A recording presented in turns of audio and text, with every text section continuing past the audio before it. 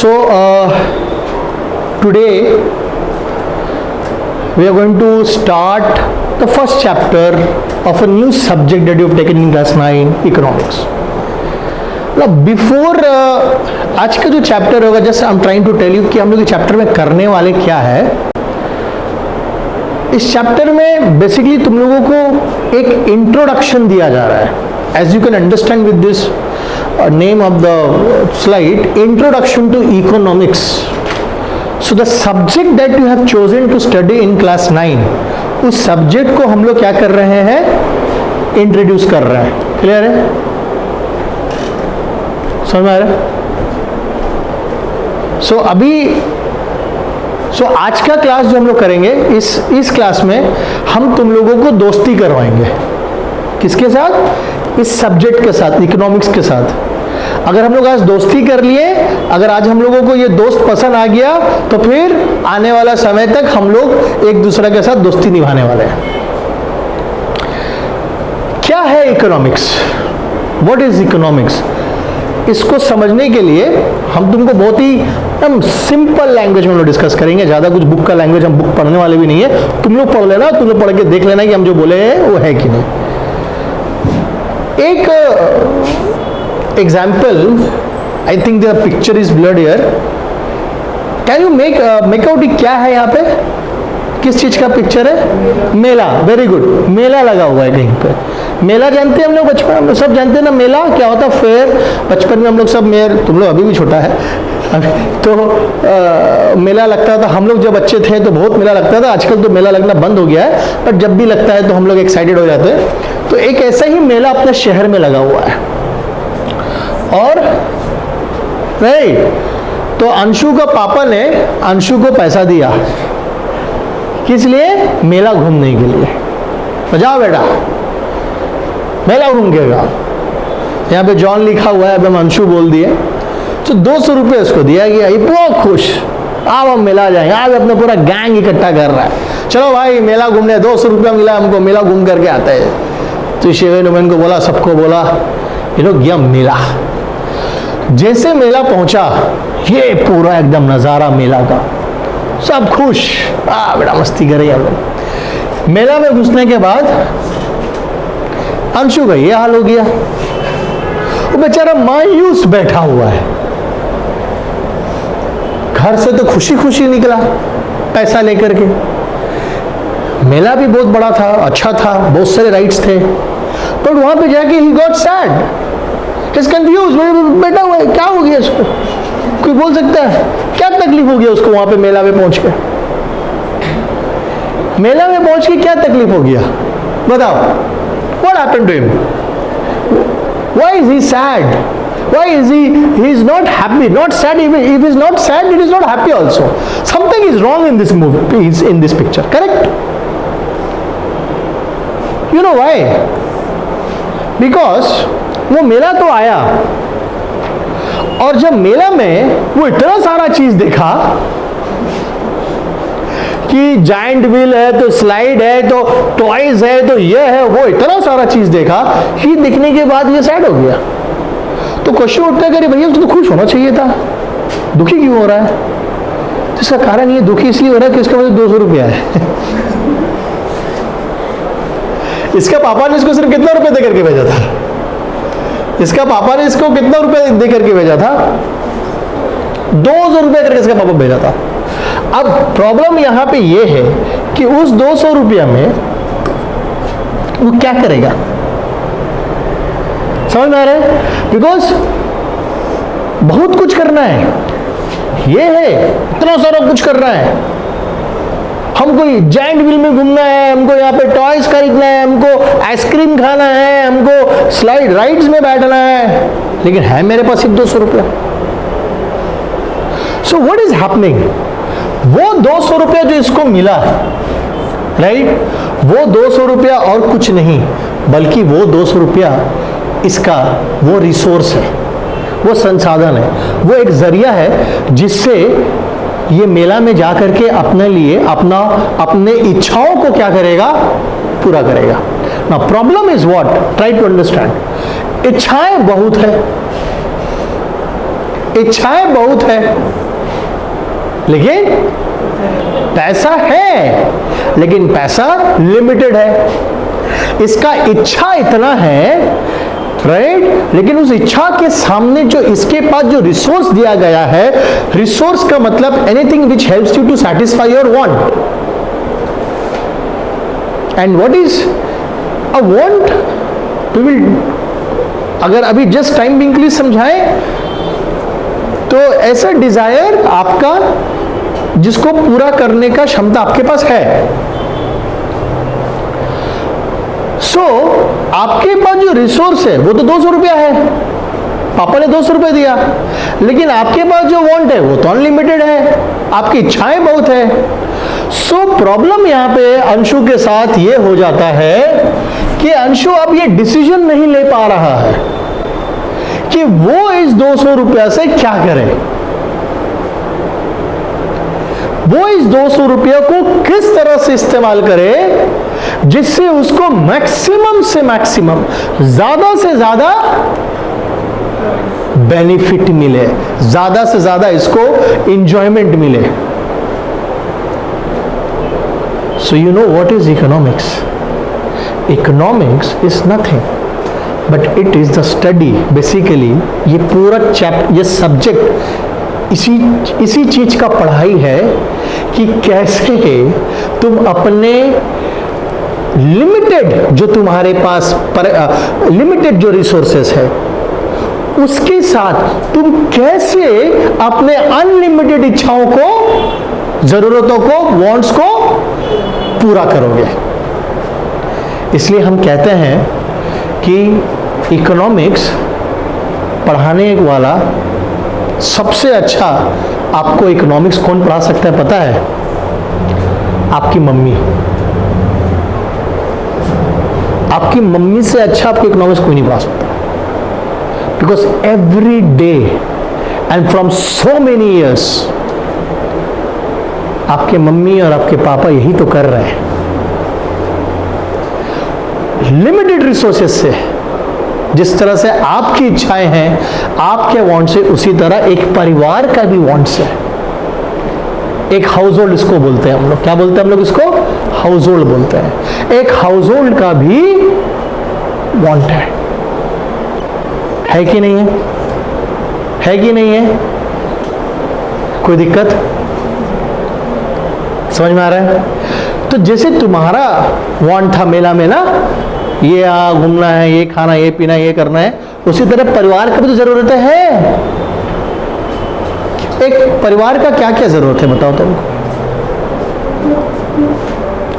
एक परिवार का क्या जरूरत है बताओ हमको, बता सकता है? अरे फैमिली का क्या क्या नीड्स होते हैं भाई? फूड, ओके, वेरी गुड, बोलो। फैमिली का नीड जो wants, food, cloth, education, entertainment, right, shelter,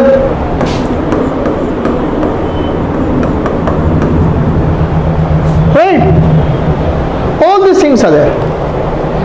जिस तरह से परिवार के, जिस तरह से जॉन का यहां पे, जिस तरह से यहां पे जॉन का अपना अपना वांट्स था, उस तरह से परिवार का भी तो होता है कि नहीं होता है? इतनी सा, और इन सब, ये सब जो है ना, एक खत्म होता है तो एक आता है, राइट? आज अगर हम जो फोन यूज कर रहे हैं मुझसे सेटिस्फाइड नहीं, हमको उससे बेटर वर्जन चाहिए। कल को एप्पल कुछ नया लॉन्च करेगा तो वो भी चाहिए, फिर कुछ नया लॉन्च करेगा 6 महीने बाद वो भी चाहिए। And what is happening? The resource, बोले तो अपना परिवार का इनकम तो अपना क्या है? लिमिटेड है। और इस लिमिटेड इनकम के साथ, इस लिमिटेड इनकम से हमको अपने अनलिमिटेड वांट्स को क्या करना है? फुलफिल करना है, अनलिमिटेड वांट्स को पूरा करना है, right? So therefore you have to take a decision. So there is a tussle between the limited resource income and the unlimited wants. Tussle है इसका बीच में, क्योंकि जब जॉन को या अंशु को जब ये 200 रुपया उसको मेला घूमने के लिए मिला, जब मेला घूमने के लिए 200 रुपया मिला, तो अंशु के पास बहुत सारा ऑप्शंस था, राइट? अंशु के पास बहुत सारा ऑप्शंस था। अंशु के पास 200 रुपया था और उस 200 रुपये से उसके पास बहुत सारे ऑप्शंस हैं। सो देयरफॉर या तो 200 रुपया के साथ जायंट व्हील में बैठेगा और कोई राइड्स ले लेगा, या तो 200 रुपया से राइट कहीं छोटा सा जायंट व्हील में बैठेगा, कुछ जाके खाना खा लेगा, टॉयज खरीद लेगा।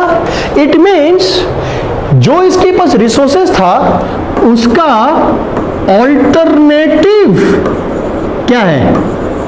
यूजेस है। सो देयरफॉर तुमको इसी चीज को डिसीजन लेना है कि इस 200 रुपया को मैं कौन सी चीज के लिए, कौन सा टॉय के लिए, कौन सा राइड के लिए इस्तेमाल करूं, कैसे, किस ऑप्शन में इस्तेमाल करूं जिससे मेरे को बेटर से बेस्ट हमको यूटिलिटी या बेस्ट बेनिफिट, हमको मैक्सिमम बेनिफिट मिल पाए। सो बच्चों, आपका पूरा इकोनॉमिक सब्जेक्ट, पूरा जो इकोनॉमिक सब्जेक्ट है ना, वो इसी चीज पे है। किस चीज पे है? वो इकोनॉमिक्स है पूरा इसी चीज पे कि कैसे आप अपने अनलिमिटेड वांट्स को लिमिटेड रिसोर्स के साथ कैसे पूरा करते हैं। इसी चीज का पढ़ाई इकोनॉमिक्स है। और इसलिए हम बोले कि जैसे तुम्हारे घर में तुम्हारे मम्मी पापा सालों से, वर्षों से वो लोग स्ट्रगल कर रहे हैं, तुम्हारा वांट्स, तुम्हारे इच्छाओं को पूरा करने के लिए, परिवार की इच्छाओं को और वांट्स को पूरा करने के लिए, with what ever limited income resource they have, and in every day they have to take a decision, and that decision is basically an economic decision. बात समझ में आया? यही है मतलब, ये सब्जेक्ट जब तुम पढ़ोगे तो you will become a wiser person and you will be able to take better decision in life when it comes to how to utilize your resource. So if I give you today 500 rupees, so tomorrow ये subject पढ़ने के बाद जब तुम subject को जानने लगोगे तो कल को जब तुमको 500 रुपीज तुम्हारा मम्मी से तुमको मिलेगा, so now you know how to utilize this 500 rupees so that you get maximum benefit out of it. And when you do that, when you apply your intelligence there, that is basically the study of economics teaches. यही है study of economics. So कि इंसान का इसी behaviour का study है कि कैसे हम लोग अपने लिमिटेड रिसोर्सेज से हम लोग अनलिमिटेड वांट्स को क्या करते हैं, पूरा करते हैं। समझ में आया? ये बॉटम लाइन था इकोनॉमिक्स का। अगर वन लाइन में एक्सप्लेन करना है तो ये संघर्ष है, ये संघर्ष की पढ़ाई है। किस चीज की संघर्ष की पढ़ाई है? इंसान का अपने लिमिटेड इनकम के साथ अनलिमिटेड इच्छाओं को पूरा करने का जो संघर्ष हम लोग जिंदगी भर कर रहे हैं, इसी संघर्ष का पढ़ाई को हम लोग क्या बोल रहे हैं? Economics, right? और अगर अब इकोनॉमिक्स शब्द को भी आप देखोगे कैसे डिराइव हुआ है, तो आपका बुक में लिखा है कि your the term economics has been derive. बोला, बताओ क्या लिखा हुआ इकोनॉमिक्स? दो वर्ड्स लिखा होगा, बताओ। एक ऑइकोस, OIKOS, और एक नोमोस, NO, बोलो बोलो, राइट? ऑइकोस एंड नोमोस। ऑइकोस का मतलब होता है household. And what is a house hold?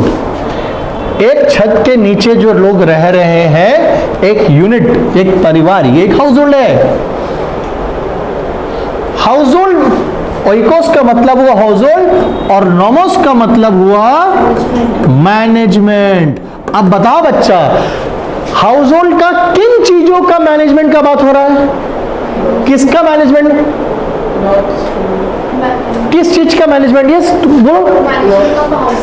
हाँ, हाउस होल्ड का क्या मैनेजमेंट, कैसे, हाउ टू मैनेज, क्या, what to manage in house hold लोग हाउस होल्ड में, घर में क्या मैनेज करते हैं? घर की जरूरतें, घर की जरूरतों को हम लोग मैनेज करेंगे ना।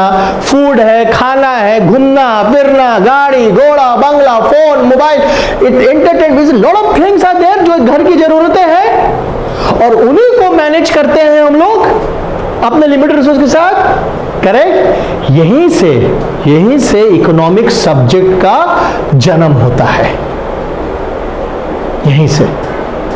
सो when we are talking about household management, मतलब we are talking about household में जो परिवार का, एक हाउस होल्ड का जो जरूरतें हैं, जो उनके जो एक घर चलाने के लिए जो चीज जरूरत है, राइट, जिसको हम लोग बोलते हैं हम लोग कभी कभी घर चलाना कितना मुश्किल हो गया है। कभी कभी सुनता होगा अपने मम्मी पापा के मुंह से, सुनते हो तुम लोगों को क्या पता कि हम लोग कैसे घर चलाते हैं। समझ में आ रहा है? Why? Because every time when they say that कि तुम लोगों को क्या पता कि हम घर कैसे चलाते हैं, इसका मतलब they are taking very difficult decisions. They are taking that decision to ensure कि how to give the maximum benefit to you all. इसलिए बोला घर में एक स्त्री, एक गृहिणी जिसको हम लोग बोलते हैं ना, हाउस वाइफ, होम मेकर, उससे अच्छा इकोनॉमिक्स हमको, मेरे को लगता है कि उससे अच्छा वो लोग ग्रास रूट, हमारी मम्मी लोग ना ग्रास रूट लेवल में इकोनॉमिक्स करती है, ग्रास रूट लेवल में। तो तुम जो पढ़ रही हो ना, वो तुम्हारे मम्मी शायद नहीं भी पढ़ी होगी, लेकिन वो लोग कर रही है। बुझते पारछो? भालो करे हैं? बड़े समझ आ रहा है? अब बताओ, ये सब्जेक्ट इंटरेस्टिंग है, फायदा है, पढ़ के फायदा है? नहीं तो नहीं पढ़ेंगे, मार्क्स के लिए नहीं पढ़ेंगे हम लोग, मार्क्स आ जाएगा अपना। तुमको लगता है कि ये पढ़ के तुम एज एन इंडिविजुअल तुमको बेनिफिट होगा कि नहीं होगा? जैसे जैसे सब लोग डेप्थ में पढ़ेंगे, इसके बारे में और जानेंगे। बहुत ही वास्ट सब्जेक्ट है ये, there are a lot of things into it. Anyways, let's continue. So now we are going to look to the some popular definitions of economics. मतलब दुनिया के बहुत सारे बुद्धिजीव लोग जो हैं, उन्होंने इकोनॉमिक्स को डिफाइन किया है अपने अपने नजरिया से, राइट। सो जिन्होंने जैसे इकोनॉमिक्स को समझा, उन्होंने उस तरह से इकोनॉमिक्स को डिफाइन किया। क्या किया? डिफाइन किया। जैसे उन्होंने इकोनॉमिक्स को लोग समझा, अपने हिसाब से लोग समझाया, ठीक है। और जैसे जैसे ईयर, साल बीतते गए, डेफिनेशंस और इंप्रूव होते गया। जैसे जैसे ह्यूमन सिविलाइजेशन, ह्यूमन बीइंग समझते गए इकोनॉमिक्स को कि क्या है, तो डेफिनेशंस तुम लोग देखोगे आगे जाकर के और इंप्रूव होते जाएगा। सो फर्स्ट हम लोग सबसे स्टार्ट करते हैं, ये हम लोगों का है फादर ऑफ इकोनॉमिक्स, जिसको हम लोग बोलते हैं। कौन है ये? पढ़े उसके बारे में? हाँ, गुड। सो ये है हम लोगों का एडम सर। इन्होंने इकोनॉमिक्स को डिफाइन किया, और इनका जो डेफिनेशन है वो एक वर्ड के इर्द गिर्द घूम रहा है। एक वर्ड, उसका पूरा डेफिनेशन का फोकस एक ही पॉइंट में था। क्या? वेल्थ। इससे पहले कि हम डेफिनेशन में जाएं, पहले तो हम तुमको यह समझाना चाहते हैं कि वेल्थ का मतलब क्या होता है। कोई बता सकता है what is wealth? Money. Okay, wealth does not mean money, but money is a part of wealth. What is wealth? The watch that you are wearing right now, is that wealth? क्या वो wealth है? क्या वो आपका wealth है? Yes. एक चीज याद रखना, anything which has a utility. Utility का मतलब क्या होता है वो हम लोग देखेंगे इसको आगे, बट अभी जस्ट बता देते हैं क्योंकि हमको वेल्थ का मतलब तुम लोगों को समझाना है, तब तुमको एडम स्मिथ का डेफिनेशन समझ में आएगा। यूटिलिटी का मतलब होता है कोई भी चीज जो आपका कोई वांट को पूरा कर रहा है, तो उसका अंदर में यूटिलिटी है, मतलब वांट को सेटिस्फाई करने का क्षमता। फॉर एग्जाम्पल, हम यहाँ पे खड़ा होकर तुमको पढ़ा रहे हैं, क्या मेरा पढ़ाई तुमको समझ में आ रहा है? हम जो पढ़ा रहे हैं तुम लोग समझ रहे हो?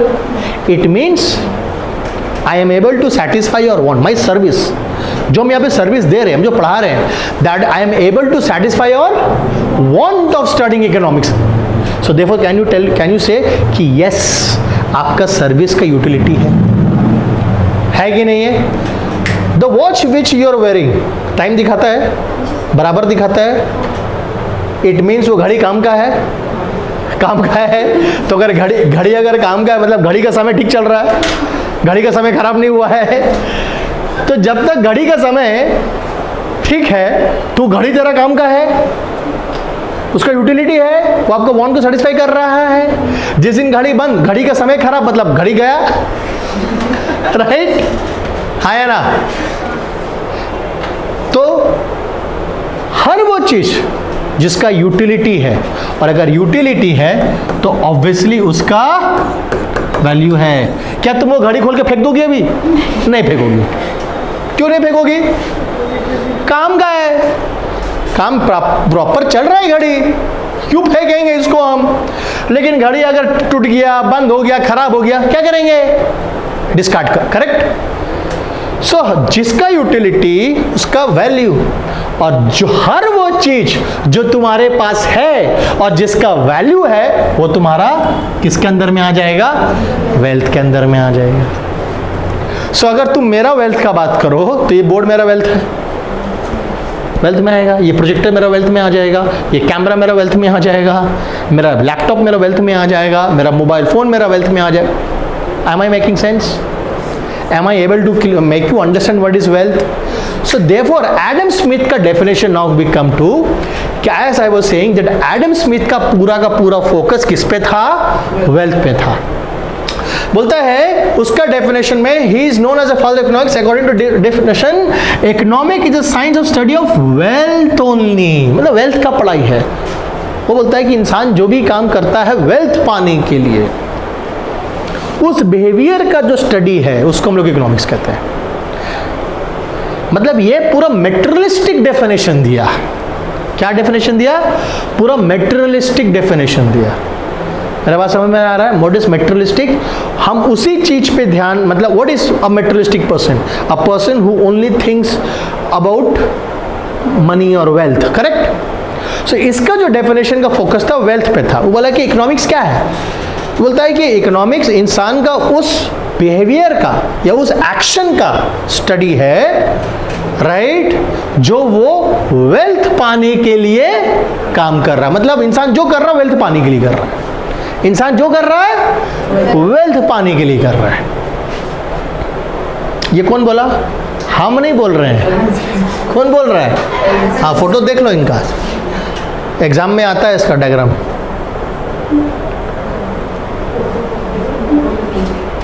हाँ, एग्जाम में आता है एडम स्मिथ का डायग्राम बनाना है.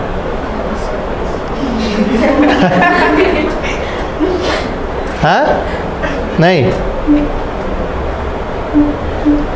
कैसे बनाओगे अगर आ गया तो?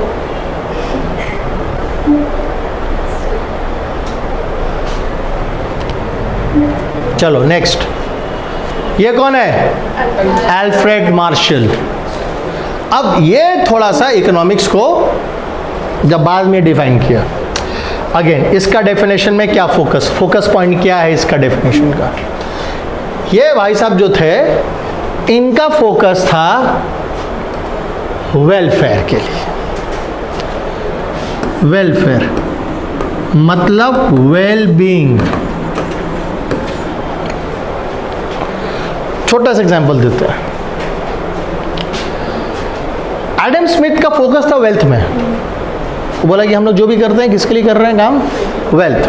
हमको कपड़ा पहनना है, अच्छा, हमको गाड़ी में घूमना है, हमको घर चाहिए, हमको खाना चाहिए, इन सब चीज़ के लिए जो काम कर रहे हैं, ये सब चीज़ में फोकस, मटेरियलिस्टिक थिंग्स में फोकस रखा. कौन? Adam Smith. ये बोला भाग, ये नहीं है बात. तो क्या है? ये बोला नहीं, अरे हम कपड़ा के लिए नहीं काम कर रहे हैं, हमको तन ढाकना है, हमको ठंडा लगता है, हमको गर्मी लगता है, उसके लिए चाहिए हमको कपड़ा. कपड़ा मेरा वेलबींग करेगा. getting my point? What I'm trying to tell you? अगर एक इंसान को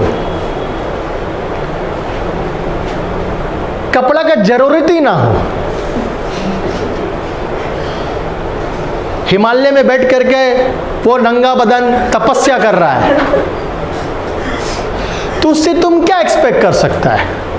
वो कोई इकोनॉमिक एक्टिविटी फॉर, वो कोई वेल्थ पाने के लिए कुछ कर रहा है वो वहां पे?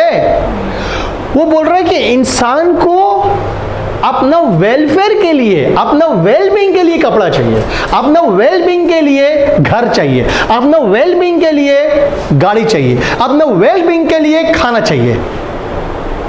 और वो वेलबींग जो उसको देगा वो आएगा कहां से? समझ में आ रहा है? So it is not, for example if I tell you, I am not standing here and teaching you for money, I am not standing here and teaching you for money. अब तो सुन के खुश हो गया क्या? नहीं, I am teaching you because I need a good home to stay. I need a good food to eat. I need good clothes to wear. I need good car to travel. And all these things will come from money. So indirectly, I need a car, that is why I need a money. I need a house, that is why I need a money. I need what to say, clothes for my well-being, that is why I need a money. मेरा बात समझ में आ रहा है? सो Adam Smith जब wealth पे focus किया, मार्शल उसको थोड़ा सा और एक्सप्लेन किया, बोला भैया वेल्थ का यहाँ पे कहानी, यहाँ पे कहानी वेलफेयर का है, वेलबींग का है। क्लियर? समझ में आया? उसका फोकस किस पे था? वेलफेयर पे था। आया रॉबिन साहब, ये अब और आए, इसने और बेटर तरीका से इकोनॉमिक्स को डिफाइन किया। इसने क्या बोला? इन्होंने कहा एकदम जो जिससे हम लोग स्टार्ट किए थे ना टॉपिक, ये एकदम उसी टॉपिक को पकड़ा है, ये उसी टॉपिक को पकड़ा है। वो बोला It's a science which studies the human behavior as a relationship between ends and scarce means. What is scarce? Scarce मतलब जो कम है, limited. Means जरिया आपका resources. Ends मतलब आपका wants. तो बोला कि वो इंसान का उस बिहेवियर का स्टडी है, study of human behaviour as a relationship. जो रिश्ता एस्टैब्लिश हुआ है, जो रिश्ता एग्जिस्ट करता है, वो रिश्ता किसके बीच में एग्जिस्ट कर रहा है? मेरा लिमिटेड रिसोर्सेज और मेरा अनलिमिटेड वांट्स, इनके बीच में रिलेशन है, क्योंकि इससे हमको ये पूरा करना है। करेक्ट? और जो रिसोर्सेस मेरे पास है उसका मेरे पास ऑल्टरनेटिव यूजेस भी है।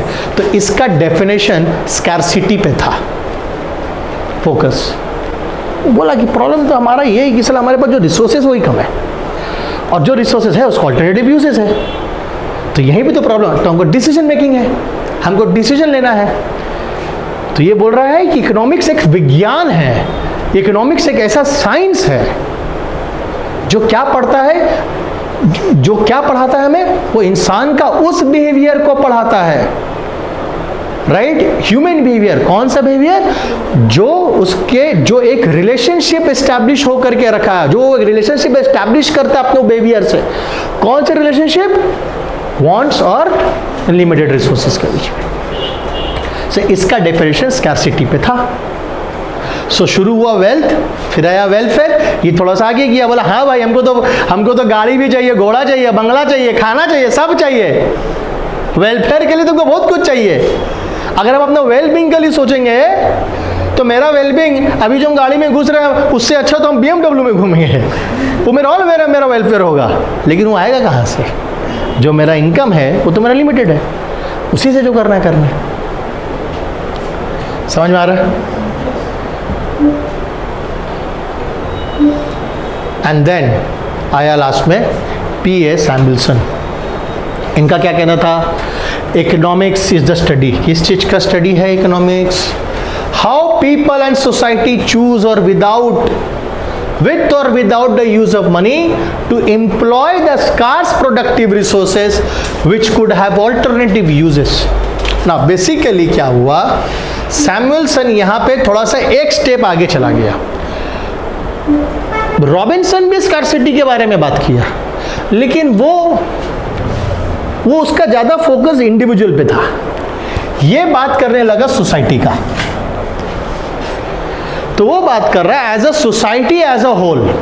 सो on an as a whole, जिस सोसाइटी में हम लोग रहते हैं उस सोसाइटी का वांट्स है, उस सोसाइटी का लिमिटेड रिसोर्सेस है, और कैसे हम लोग उस सोसाइटी का लिमिटेड रिसोर्सेस से हम लोग उन सब चीज़ों को प्रोड्यूस करते हैं जिससे हमारा वांट सेटिस्फाई करता है, और सिर्फ प्रोडक्शन नहीं बल्कि उसका डिस्ट्रीब्यूशन भी है। सो देखो, to employ the scarce productive resources which are productive, जो आगे प्रोडक्ट प्रोड्यूस करके देगा, which could have alternative uses to produce various commodities over time and distribute them to consumption in the future among the various persons and groups. So various persons and groups basically is what? Society. So it's talking about as a society as a whole. So ये बोला कि economics कुछ नहीं बल्कि it's a study of how people and society, इंसान और समाज कैसे चूज करते हैं, क्या जो रिसोर्सेस हमारे पास है उन रिसोर्सेस से हम कैसे हम प्रोड्यूस करेंगे गुड्स एंड सर्विसेज, और कैसे उसको डिस्ट्रीब्यूट करेंगे कंजम्पशन के लिए, राइट, ताकि ऑन एन होल सोसाइटी, समाज, जो लोग हैं उनका वांट सेटिस्फाई हो। क्लियर है? समझ में आ रहा है? पक्का? झूठ नहीं बोलना, मुंह में तारीफ नहीं करना। ये नहीं कि मुंह में बोला तो बोल दिए हैं इसको टालने के लिए। समझ में आया? बढ़िया से आगे बढ़े कि नहीं बढ़े? बढ़े कि नहीं बढ़े? जल्दी बोलो। पढ़ने की इच्छा कर रहे हैं आगे? अब आ जाता है इसमें माइक्रो वर्सेस मैक्रो। माइक्रोस्कोप का नाम सुने हैं? माइक्रोस्कोप सब में छोटे छोटे चीज दिखते हैं, tiny tiny. Micro economics. So economics का बेसिकली हम लोग दो ब्रांच में उसको हम लोग डिवाइड करते थे, इकोनॉमिक्स का पढ़ाई को। So micro economics is basically the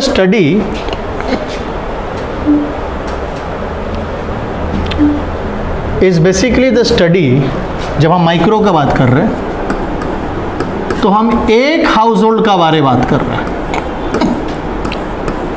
एक यूनिट का, one household, one firm, one individual. So जब हम ध्यान समझो, जब हम अंशु का परिवार का स्टडी करते हैं उसका इकोनॉमिक डिसीजंस का, तो वो मेरा माइक्रो इकोनॉमिक्स का स्टडी है, क्योंकि मेरा फोकस सिर्फ एक हाउस होल्ड पे है, राइट। लेकिन जब हम पूरा आसनसोल में जितने सारे लोग रह रहे हैं, सबका परिवार, आसनसोल के सारे परिवारों का हम स्टडी कर रहे हैं, तो वो क्या बन गया? वो मैक्रो हो गया। So micro basically studies the individual income, और मैक्रो में हम लोग नेशनल ले लो, स्टेट ले लो, जो भी बोलो। समझ में आ रहा है? यहाँ पे हम इस डेफिनेशन में नहीं जाएंगे क्योंकि कुछ यहाँ पे कुछ वर्ड यूज किया गया, इकोनॉमी, ये सब हम बाद में तुम लोग एक्सप्लेन करेंगे, तभी हम जाएंगे, ठीक है। माइक्रो में डिमांड एंड सप्लाई, कितना एक गुड्स का जरूरत है और उसका कितना सप्लाई है मार्केट में, वो इंडिविजुअल बेसिस में हो रहा है, एक फर्म का बेसिस में हो रहा है, और ये aggregate total. So micro is basically you can say it a smaller unit fraction of study of economics. So हम जब एक इंसान का इकोनॉमिक बिहेवियर को समझ रहे हैं तो हम माइक्रो लेवल में स्टडी कर रहे हैं, और जब कई सारे लोगों का या परिवारों का हम जब उनका इकोनॉमिक बिहेवियर को स्टडी कर रहे हैं तो हम किस लेवल में कर रहे हैं? माइक्रो में कर रहे हैं। कोई प्रॉब्लम है? बढ़िया समझ में आया? अच्छा समझ में आया? इसका डेफिनेशन, इसका डिफरेंसेस है, आप लोग पढ़ लेना, कोई दिक्कत होगा पूछना। देखो, I am just going to narrate story for you in all the chapters. आप लोग बुक से लैंग्वेज पढ़ना मार्क्स उठाने के लिए, हमसे समझना है क्या है। अब one important thing, economic and non-economic activity, because now since I said economics is a study of human behavior, so यानी कि जो human behavior है उसको हम लोग दो पार्ट में डिवाइड कर सकते हैं। एक ह्यूमन बिहेवियर को हम लोग दो पार्ट में डिवाइड कर सकते हैं, हाँ या ना? एक बिहेवियर जो इकोनॉमिक होगा और एक बिहेवियर जो इकोनॉमिक्स के स्टडी से बाहर होगा। एक इकोनॉमिक होगा और एक नॉन इकोनॉमिक होगा। अब मैंने यहाँ पे दो इमेज लगा करके रखा हुआ है, इसी के साथ हम लोग आज का टॉपिक भी कंप्लीट करेंगे। मैं यहाँ पे आप लोगों के सामने में दो इमेज लगा करके रखा हूँ, हाँ या ना? दिख रहा है दो इमेज? हाँ, कोई बता सकेगा इस दो इमेज में डिफरेंस क्या है? देखो यहां पे दो डॉक्टर दिख रहे हैं तुमको। एक ये जो डॉक्टर है, लेडी डॉक्टर, हॉस्पिटल में अपना पेशेंट, और ये एक डॉक्टर हम देख रहे बहुत भीड़ लगा हुआ है, और ये जो लोग सब खड़े देखने से गरीब टाइप का लग रहे हैं, और कहीं ना कहीं समझ में आ रहा है कि ये जो एक बहुत मास कैंप में चेकअप चल रहा है, करेक्ट? और यहाँ जो हम देख रहे हैं यहाँ पर हम हाई प्रोफाइल अच्छा हॉस्पिटल में, देखो दोनों ही सिचुएशन में काम एक ही हो रहा है, मरीज का इलाज। लेकिन यहां जो इंटेंशन है और यहां जो इंटेंशन है वो इंटेंशन में डिफरेंस है। क्या डिफरेंस है हम लोग देखेंगे कि क्या डिफरेंस है।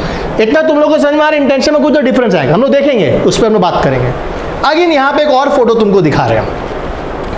यहां पे अगर तुम देखोगे तो यहां पे एक टीचर स्कूल में, ये स्कूल का टीचर समझ में आ रहा है, और ये देखो बच्चा लोग कहीं गांव में बैठा हुआ एक लेडी पढ़ा रही है। ये लग रहा है कि कहीं पे जस्ट गांव में जाकर के कोई कुछ सर्विस दे रही, काम कर रही है। अगेन काम यहाँ दोनों सेम हो रहा है, लेकिन यहाँ पे इंटेंशन में अलग है। अब वो क्या अलग है?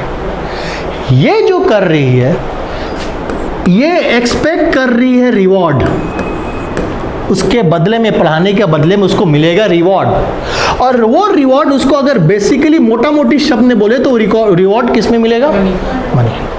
बट ये जो यहाँ पे महिला आकर के पढ़ा रही है वो 100% देख के समझ में आ रहा है कि वो पैसा के लिए नहीं पढ़ा रही है, वो पढ़ा रही है सेटिस्फैक्शन।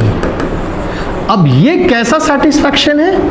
ये सेटिस्फैक्शन है इमोशनल। समझ में आ रहा है? अब यहाँ से एक चीज़ तुम लोगों को हम बताते हैं, और इसी के साथ इकोनॉमिक और नॉन इकोनॉमिक एक्टिविटी का डिफरेंस भी, डेफिनेशन भी खत्म हो जाएगा।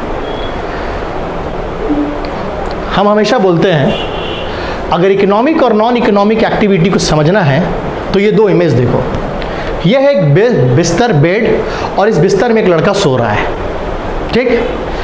देखो इकोनॉमिक एक्टिविटी, सॉरी उससे पहले, हर एक इंसान का दो तरीका का जरूरत होता है। There are two types of needs basically. एक ऐसा नीड, एक ऐसा जरूरत जो हमारा तन का नीड होता है, शारीरिक नीड, अच्छा घर, अच्छा गाड़ी, अच्छा खाना, अच्छा कपड़ा, अच्छा पहना, ये सब अल्टीमेटली आपको शारीरिक, आपका फिजिकल नीड्स को पूरा करता है, सोशल प्रेस्टीज नीड्स जो भी आप बोल सकते हो। और एक नीड होता है जो आपका शारीरिक तन का नहीं बल्कि मन का नीड होता है, मतलब इमोशनल नीड्स होता है, उसको पूरा करते हैं। सो इंसान जो भी काम करता है दिन भर 24 घंटा में, उस काम को तुम दो पार्ट में डिवाइड कर सकते हो। एक ऐसा काम जो वो कर रहा है अपने शारीरिक जरूरतों को पूरा करने के लिए, और एक ऐसा काम जो वो कर रहा है अपने मन को, अपने इमोशनल वांट्स को पूरा करने के लिए। Saying this I will say and I will wrap it up here, ये बिस्तर खरीदने के लिए मैंने जो काम किया वो इकोनॉमिक एक्टिविटी है, और अच्छा नींद लाने के लिए जो मैंने काम किया वो नॉन इकोनॉमिक एक्टिविटी है। हॉस्पिटल, स्कूल में मैंने यहाँ एकेडमी में जो मैं आपको पढ़ा रहा हूँ वो एक अच्छा बेड खरीदने के लिए है। अच्छा bed does not guarantee a good sleep. A good sleep will only come with your emotional satisfaction. Right. So यहां पे खड़ा होकर के पढ़ाने का मेरा उद्देश्य था कि मैं घर में एक अच्छा बिस्तर खरीदूं, लेकिन यही मैं एक अनाथ आश्रम में जाता हूं, मैं एक गांव में जाता हूं और वहां पे गरीबों को जाकर के एवरीडे मैं 1 घंटा पढ़ाता हूं। वो इसलिए पढ़ाता हूं कि मेरा मन का संतुष्टि हो और मेरा रात में हमको नींद अच्छा आए। That's a major difference between economic and non economic activity. Thank you.